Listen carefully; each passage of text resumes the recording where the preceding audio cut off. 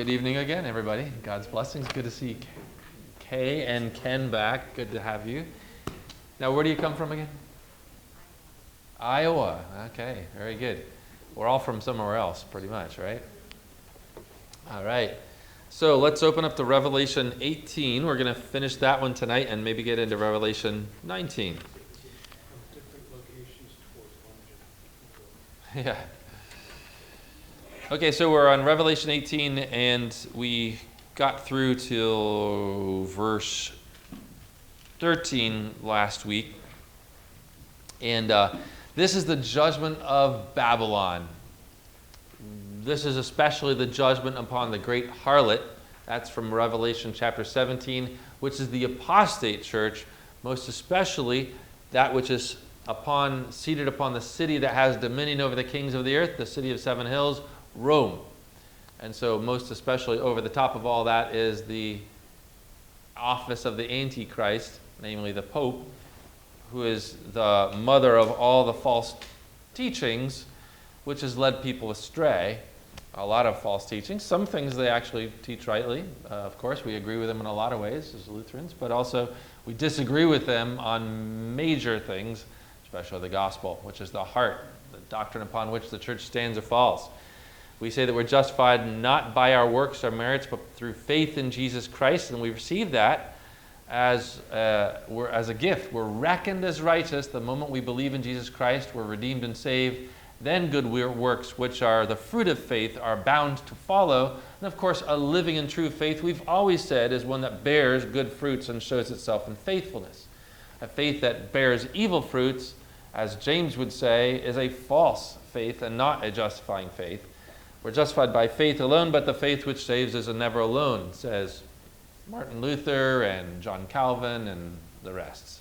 So the apostate church, and we're looking at her. She's called Babylon, and God called his people out of her. And then we saw last week that the merchants of the earth, or the kings of the earth, they weep and mourn for her, not because they love the church, but because they're not able to get money from making off of their partnership with this apostate church anymore when God brings his judgment upon her.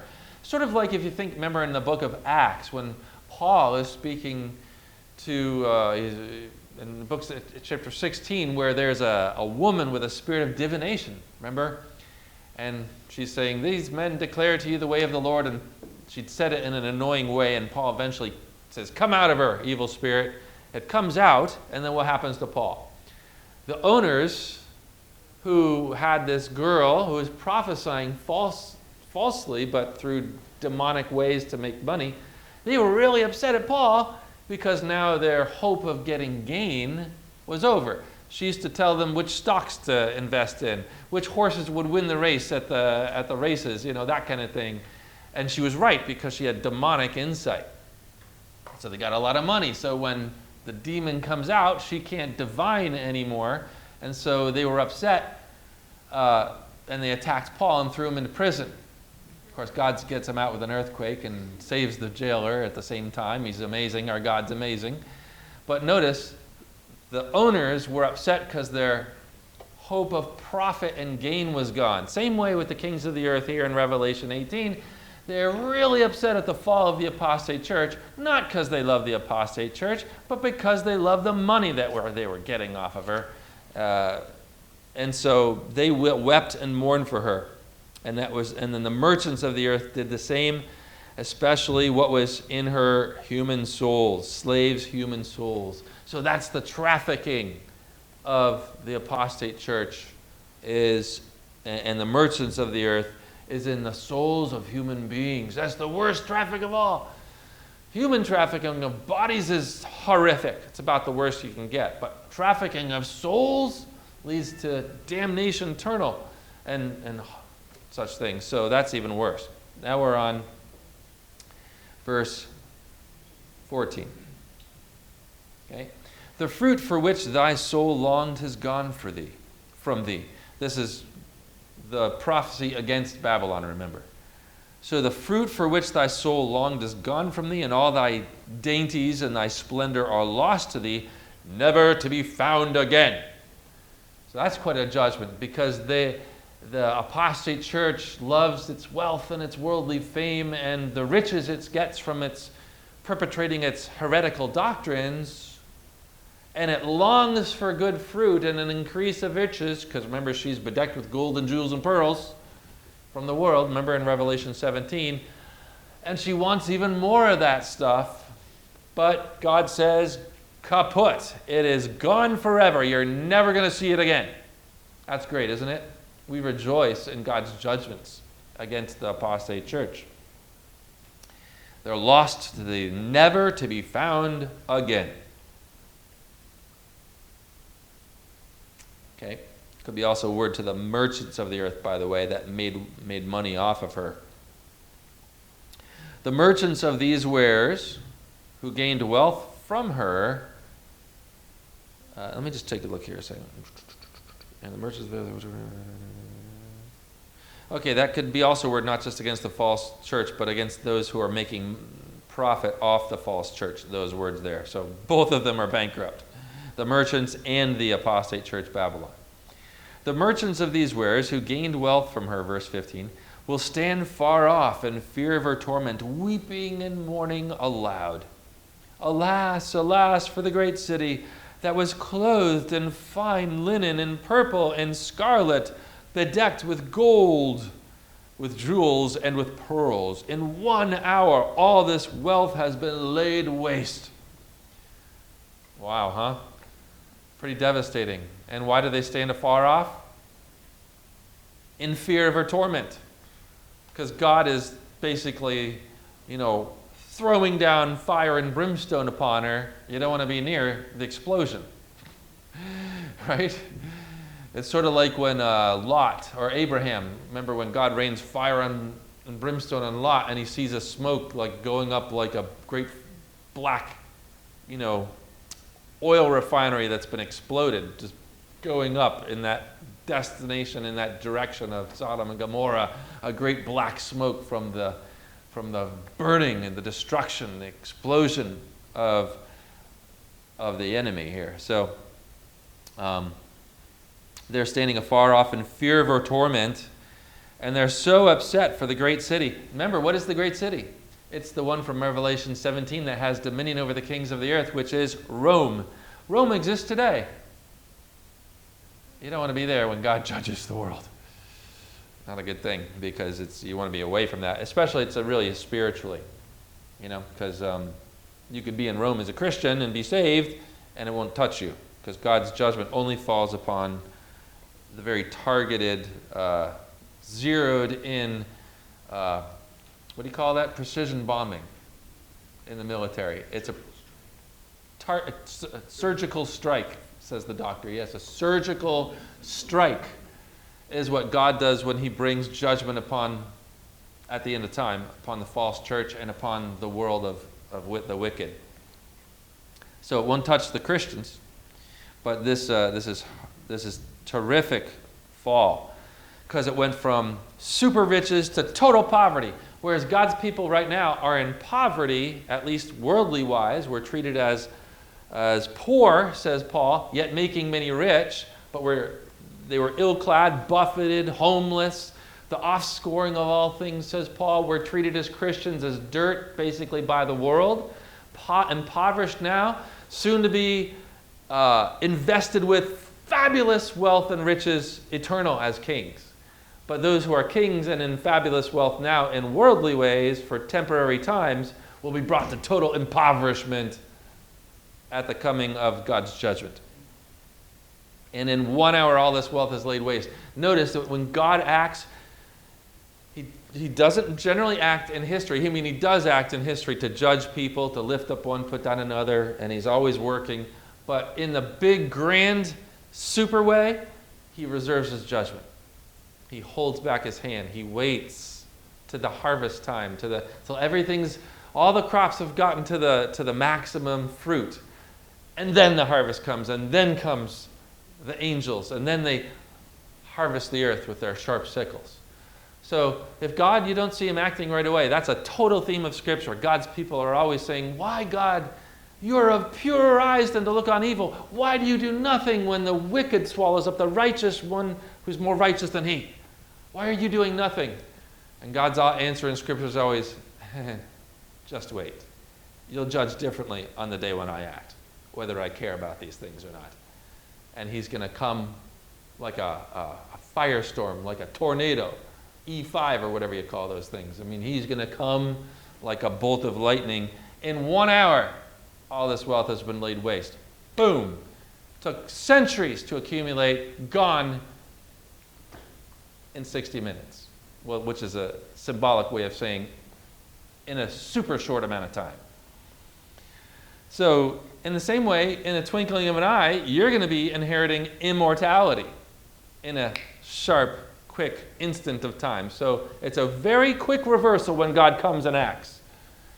He usually holds back his hand, but when he acts quickly and powerfully. So, don't ever lose heart about that.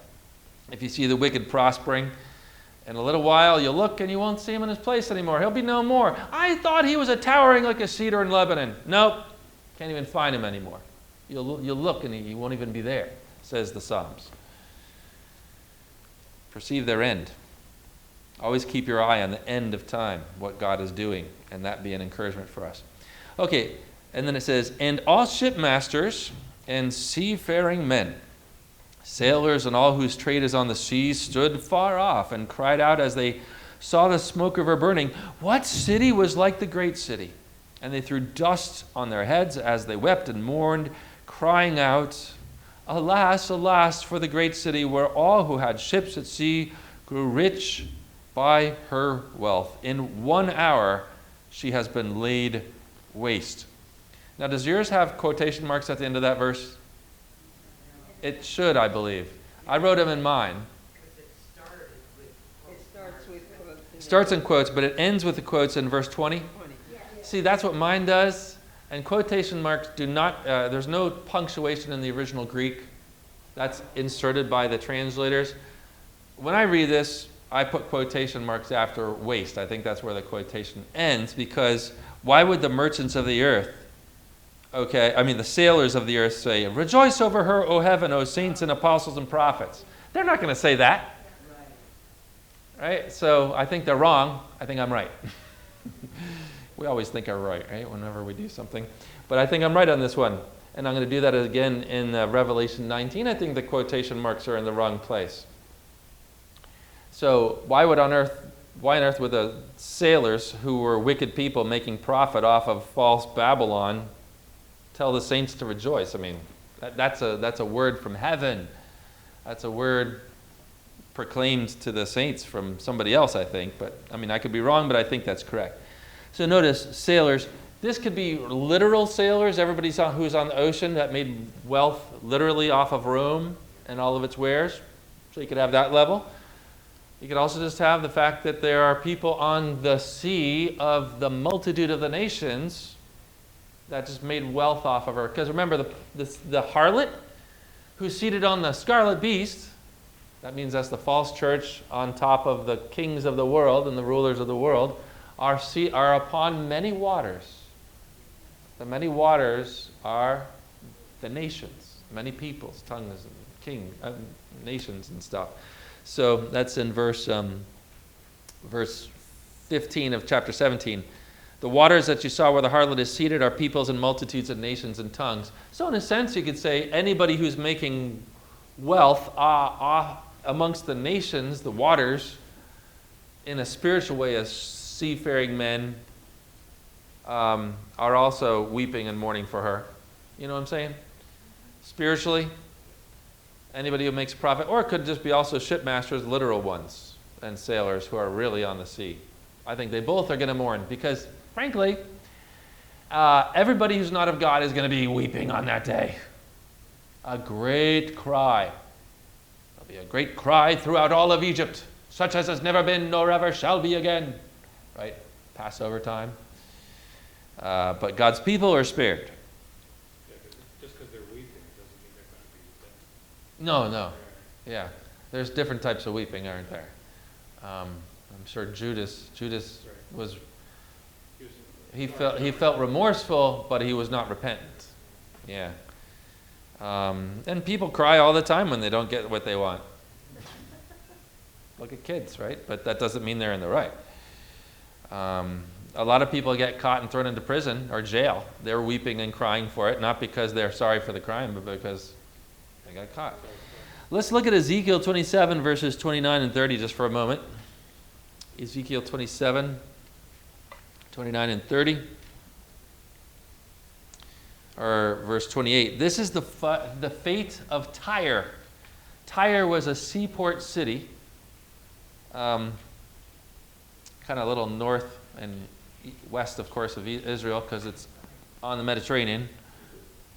Ezekiel 27, verse 28? Yeah. Wow. Well, let's just look at verse 25 and following. The ships of Tarshish traveled for you with your merchandise. Who is this? This is a lamentation over Tyre, which is a symbol of God's enemies. And God actually even calls the king of Tyre, calls the prince of Tyre out, and then he calls the king of Tyre out, who sounds like the devil, the king of Tyre. So it's a high-flying judgment. But look at this, verse 25. The ships of Tarshish traveled for you with your merchandise, so you were filled and heavily laden in the heart of the seas, because Tyre was right in the heart of the seas, actually. It was a little bit out. Well, there was Tyre, and then was that the one that was right off the coast, where the Romans had to build across the ocean just a little bit to get to them and conquer them? I'm trying to remember. Your rowers have brought you into the high seas, out into the high seas. The east wind has wrecked you in the heart of the seas. Your riches, your wares, your merchandise, your mariners and your pilots, your caulkers, your dealers in merchandise, and all your men of war who are in you with all your company that is in your midst sink into the heart of the seas on the day of your ruin. At the sound of the cry of your pilots, the countryside shakes, and down from their ships come and all that handle the oar. The mariners and all the pilots of the sea stand on the shore and wail aloud over you and cry bitterly. They cast dust on their heads and wallow in their ashes and make themselves bald for you and gird themselves with sackcloth.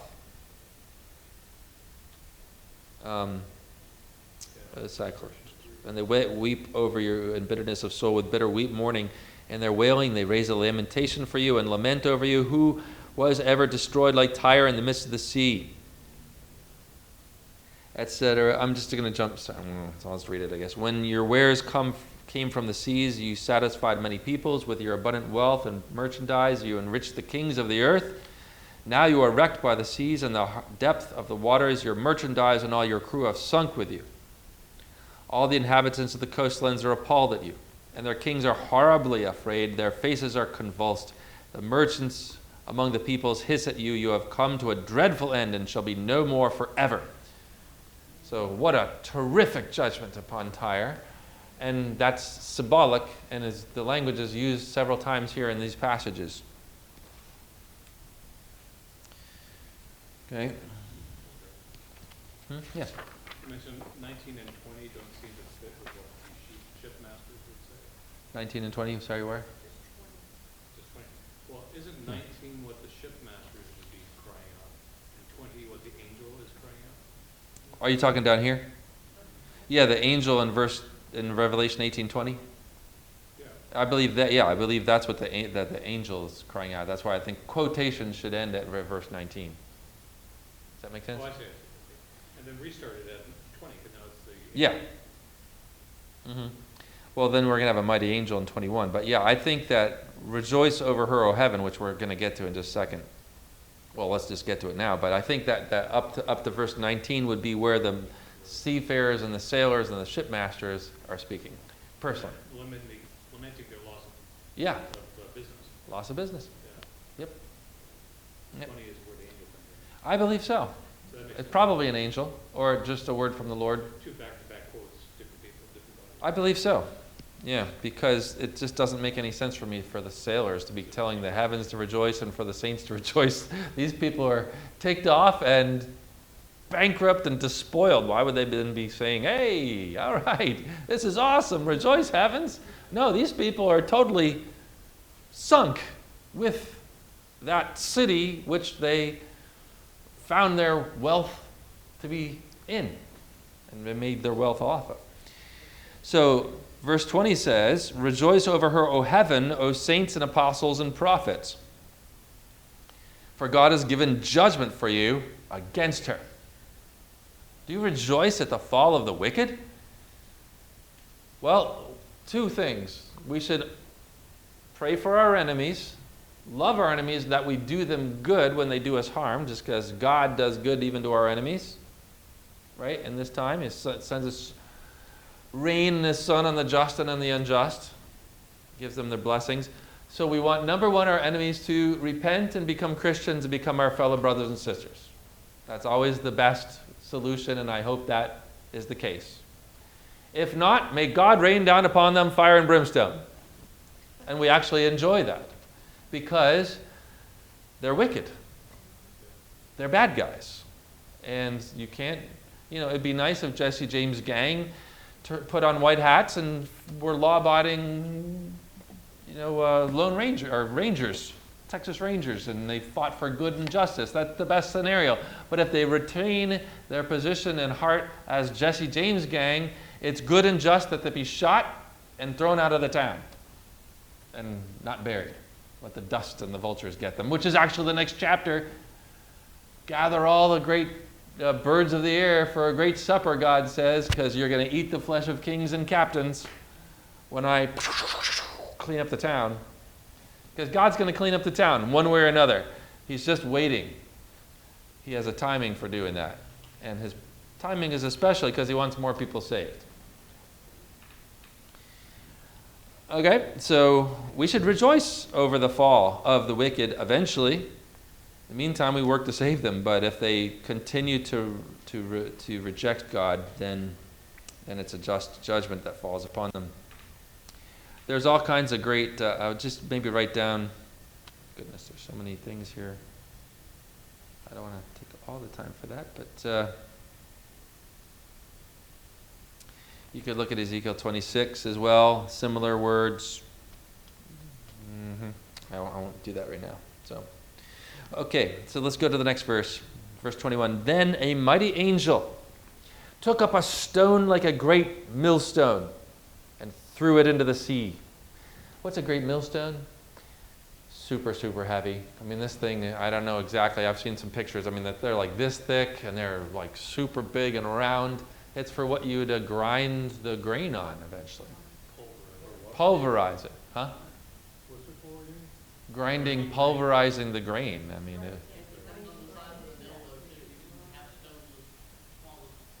okay, you could have small ones.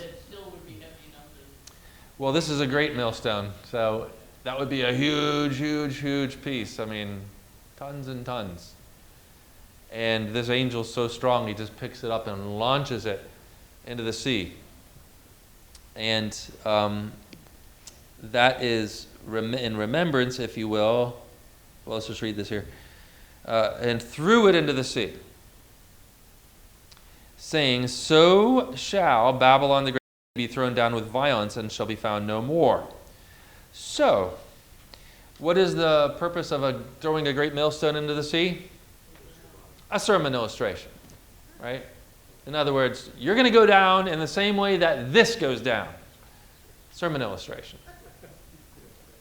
It's not that we care about the millstone, it's that this is what you're going to look like. This is a perfect picture of it. A super heavy, many-ton stone that a mighty angel takes up, hurls into the sea, casts into the sea, throws into the sea. And what does it say? It's thrown down with violence. Wow. I mean, can you see this crashing of a massive stone? And the waves go, and they go boom, blah, blah, blah, blah. Goes down, and it just sinks like a rock as fast as can be into the abyss to the bottom, and then it disappears. You never see it again.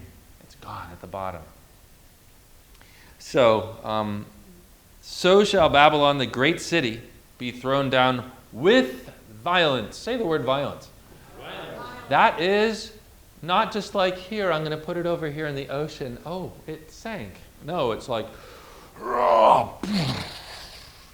that's the way God's going to bring his judgment.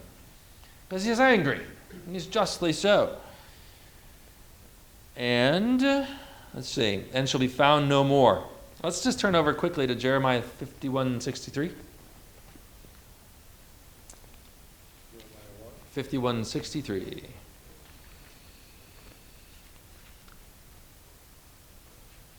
Which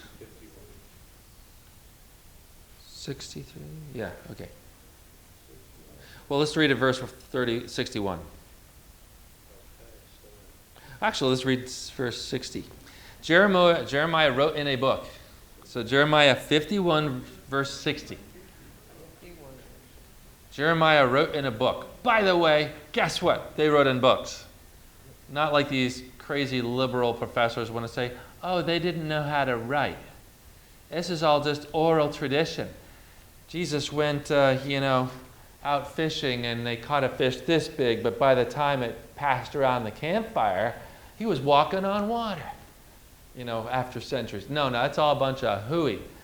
They wrote. Moses wrote. Jeremiah wrote. These people wrote books. Paul, Peter, these people wrote it down. At any rate, and all the evil, wrote in a book, all the evil that should come upon Babylon. All these words that are written concerning Babylon. And Jeremiah said to Seraiah, when you come to Babylon, see that you read all these words and say, O Lord, thou hast said concerning this place that thou wilt cut it off, so that nothing shall dwell in it, neither man nor beast, and it shall be desolate forever. Verse 63, when you finish reading this book, bind a stone to it and cast it into the midst of the Euphrates, and say, thus shall Babylon sink, to rise no more, because of the evil that I am bringing upon her. Thus far are the words of Jeremiah. All right, so there once again, so that was a literal Babylon of the Old Testament time, the enemy, the symbol of God's people, the enemy of God's people, literally.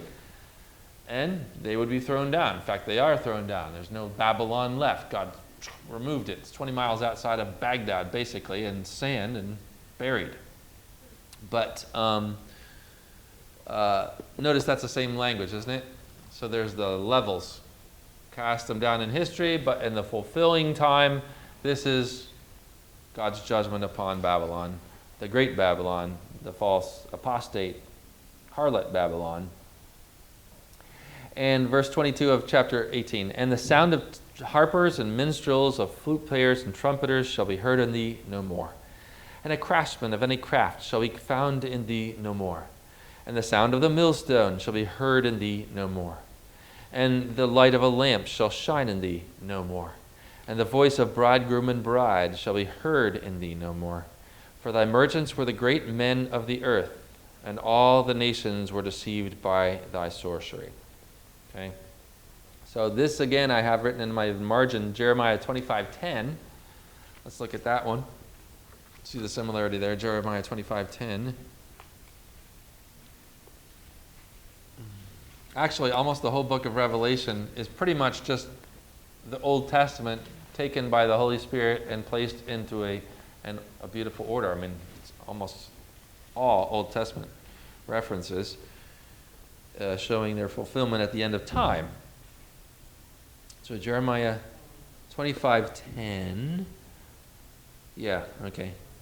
Does this sound familiar? Moreover, I will banish from them the voice of mirth and the voice of gladness, the voice of bridegroom and the voice of bride, the grinding of the millstones and the light of the lamp.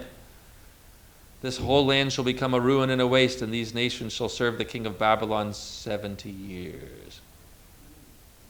So notice, once again, we're getting rid of bridegrooms, voices of brides, grinding of millstones, lights of lamps, same thing as we read in Revelation. A judgment on the church. And if you think about the church, if you want to think about the apostate church, it is filled with, right now, with the voice of flutes, harpers, brides, bridegrooms, trumpeters, lights, lamps, and stuff like that, right? Crafts. If you go to certain places and certain, I guess you could say maybe the Catholic Church, I've seen some cathedrals where it's just, this is a picture in my mind. It's not necessarily the interpretation here, but I remember I went to some cathedral once somewhere, and I remember there was one huge, massive section that was just all selling the wares of the saints.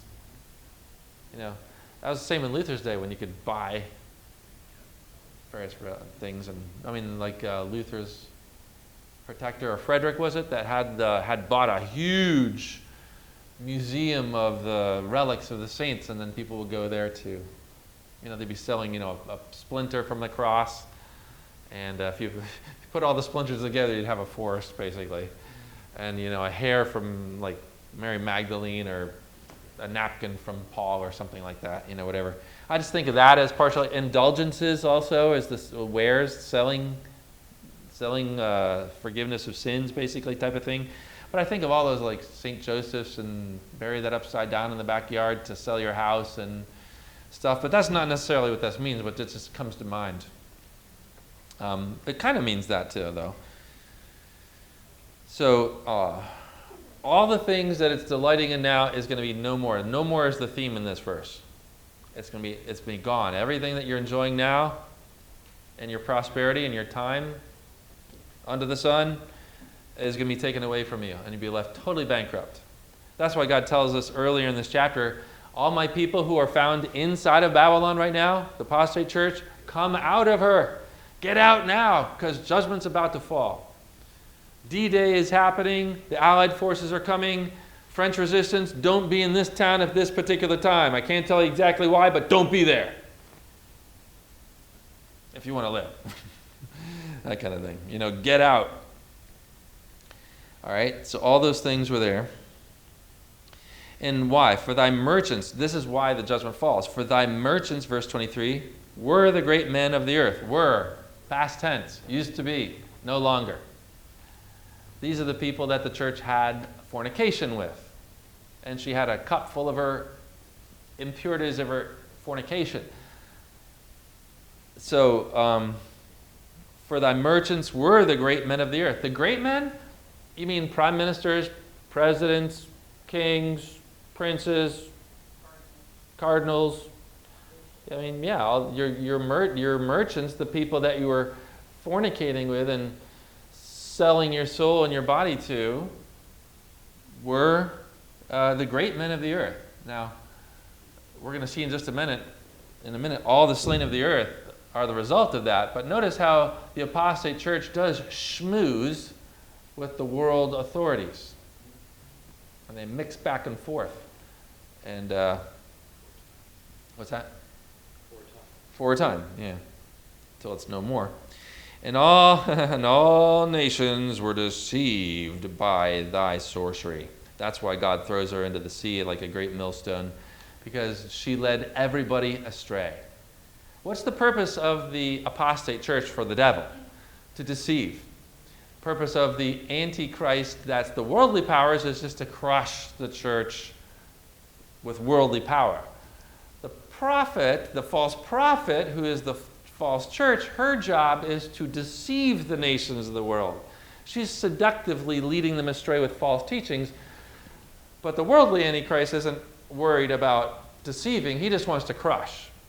So you've got as one person, I think Adrian Rogers said one time, he heard from I've shared this with you, this is very briefly, but you have the devil masquerading as an angel of light. That would be the false church. You have the devil roaring around like a roaring lion, prowling around seeking to destroy somebody. That would be the worldly Antichrist. There's two forms of Antichrist. The deceptive one, and then the one that just attacks you viciously, not pretending to be good. Murderers. Huh? Murderers. And what's that? Murderers. They're both murderers. But I would say that the one, that's the false prophet, deceptive, seductive, bewitching one, is probably harder to deal with. At least this one guy from the Eastern Bloc had said that to Adrian Rogers one time on one of the sermons.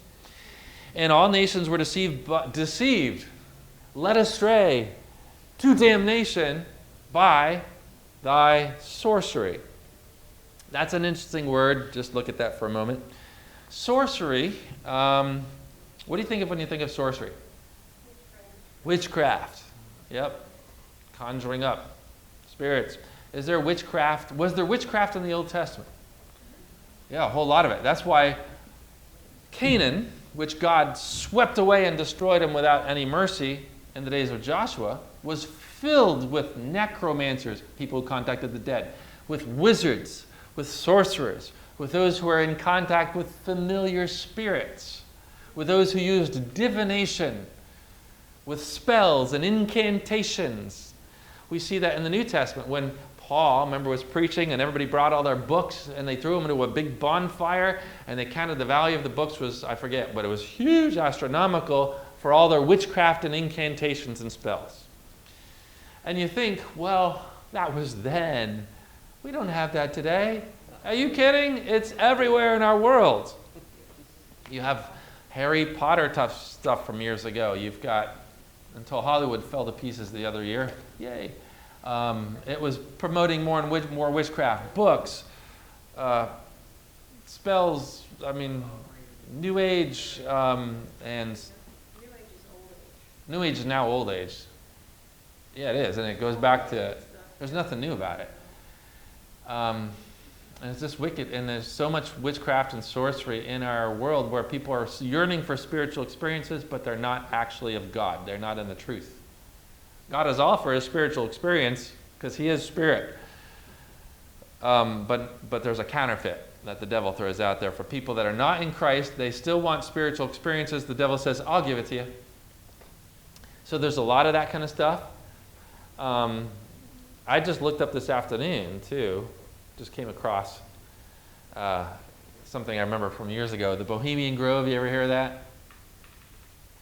That's where the world leaders, ever since the late 1800s, and they get together for 2 weeks in the redwoods of California. You can look it up. It's really nasty stuff. Bohemian what? Bohemian Grove.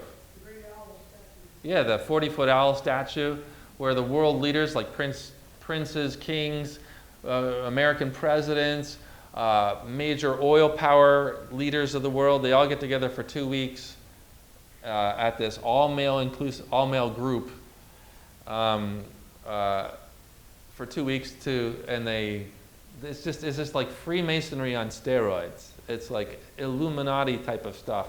And at one point, Alex Jones, who was an InfoWars guy, he snuck in there and took pictures because they do actually have a 40-foot owl statue there that they worship, and they have satanic worship services with people. I saw it today, again, looking like Ku Klux Klan with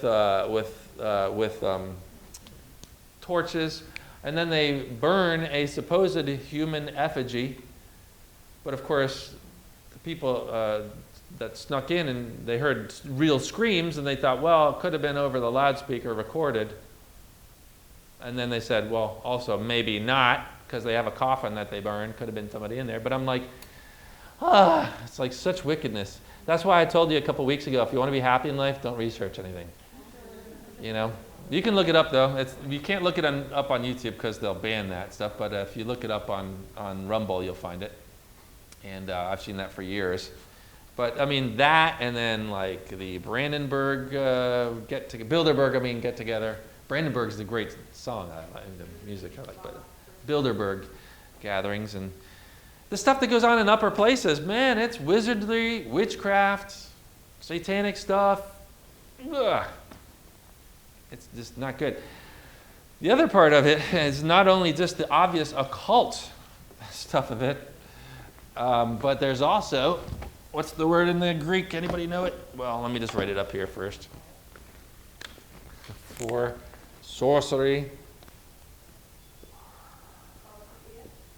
Yeah,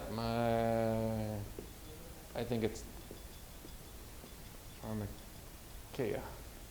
Yeah, so this is a PH. That's that Greek letter. That's an A because it looks like an A. That's an R. The M looks like an M. The A looks like an A. The K is really a C.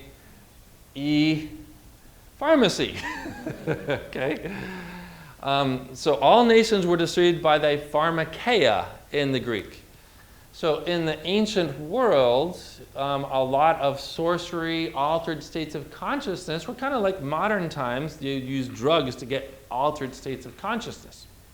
So if you think of people on the streets here that are using heroin, cocaine, or whatever, that is actually sorcery.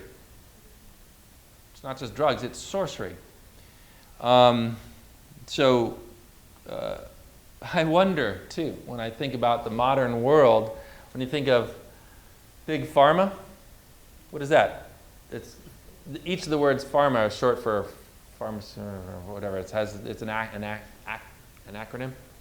But big pharma is pushing a lot of drugs that, a lot of them are wonder things for us. So they're great things, right? I mean, I had a colonoscopy. Yes, I'm putting that on video. And I'm very happy that they could put me out, do that, and bring me back to life, basically, out of that stuff. And I was happy not to be awake for that sort of thing. So certainly there's a lot of great pharmacy things that we use today to help us out. But I wonder whether, all we're deceived by the pharmacy. Big pharma is really misbehaving itself a lot of times in modern time. It's got it very powerful. In the 1900s, especially with Rockefeller, there was still more holistic medicine, and then he developed a synthetic drug type of thing, and there was a great battle in the 1900s, so I understand anyway, between the two, and he basically crushed the holistic, more medicinal, more natural remedy type of thing, called them quacks. Then they were and ridiculed them, and then he funded all of the medical schools and only allowed his way of doing it. So there's a lot of great stuff that we have, right? But it's gotten very powerful, and some of the stuff it's pushing these days is kind of scary, Of course, there's also in the 1980s or so, 70s, they started developing psychiatric drugs, which can be helpful, but they also started pushing them to the point that most Americans are on some sort of psychiatric drug. I forget what the percentage is now. That's also all. You got to wonder whether that's part of that. The main thing we're talking about here, though, is the sorcery of the apostate church. That she's using her own drugs, her bewitching false doctrines to lead astray the masses so that they don't see God, they don't see Jesus Christ, they don't see the word of the light of the truth. The devil, through the apostate church, has blinded the minds of the unbelievers to keep them from seeing the light of the gospel of the glory of God in the face of Jesus Christ. And so by her sorcery, bewitching, witchcraft, she deludes the minds of the people, the nations of the world, and therefore she slays them, kills them. I think of the black widow spider. What happens? I mean, at least, I don't know if this is really true, but they say the black widow spider will have sex with the man black spider, and after having sex to have her baby, she kills it. Now, I don't know if that's real or not, but that's the story. She kills the mate. Well, that's what she does with the world. She says, oh yeah, come over here, schmooze with me, I'll give you a great time, and in the meantime, and kills it, because she's a vampire, basically. You going to say something? Anybody? No? Okay. All right, so notice it says, and all nations were deceived by thy sorcery. That's why God is furious with this woman, this false apostate church, because she's destroyed those whom God created and could have saved. But because of her wickedness, they were led astray. And boy, you see that everywhere today or all around you. People not believing the truth. And in these days, how far and further afield they're getting, because the delusions in the world are increasing, don't you think? The lies that are being spun day and night all over the place. We're now supposed to believe in UFOs and extraterrestrials surrounding our Navy destroyers. Now we know it's very true that the UFOs are all around us. All we need to know now is their means of propulsion. I'm like, really? Totally established? Because you saw a little blip? I've seen a lot of fakery on TV, frankly. A lot of fakery. And how do I know that that's true? That doesn't match the word, by the way. I'm going to counsel you right now. I do not go for that. That's an end times deception. I believe it's going to be demons manifesting themselves as such, frankly, if it is such a thing, or something of that nature. Don't buy it. It's sorcery. Go with the word of truth, the Bible.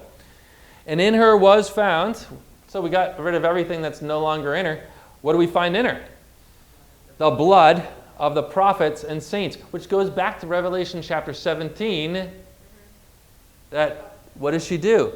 Verse 6, and I saw the woman drunk with the blood of the saints and the blood of the martyrs of Jesus. So what does the apostate church do? She not only deceives all the nations of unbelievers, but she makes war on and seeks to slay and kill the saints. Now, she doesn't kill them literally with spiritually. She kills them in their bodies. And certainly we've seen that. Of course, she'll kill them in their souls too if she can, because a lot of people are led astray by the false teachings of apostate church, so she could kill their souls too. But also she's spilled a lot of blood in the false church through the years. And in her was found that, the blood of the prophets and the saints, true Christians, she persecutes. And of all who have been slain on earth. What a devastating judgment against her. Her sorcery killed and led the world to damnation. She killed the prophets, the true Christians, and she kills everybody on the earth. Notice God gives a resounding pointing finger at the woman more than the kings of the earth. It's really her fault for the devastation and destruction of souls. Therefore, the judgment to fall upon her will be just and furious and eternal. And then what we're going to see in the next chapter is super victory, triumphs, shouts of joy, fireworks, victory parades. And then we're going to see the judgment upon the kings of the earth that the woman committed fornication with. So that's going to be how we're going to see the picture then of their destruction in the next chapter. So, this is actually a great story because it's a war. We're in a war. We're not carrying on a worldly war, and we win. And when we win, God triumphs gloriously with power, triumph, shouts of joy, victory, fireworks, glory, victory parades, marching through Arc de Triomphe, of heaven and the gates of the kingdom to come, and crowns bestowed and glories and good things. So God's here coming in. We need to remember He is the white hat cowboy standing alone, bringing judgment upon the whole Jesse James gang and cleaning up shop, cleaning the town to restore peace and life to His people in the world to come. And we're going to enjoy that forever. So, okay, that's good for today.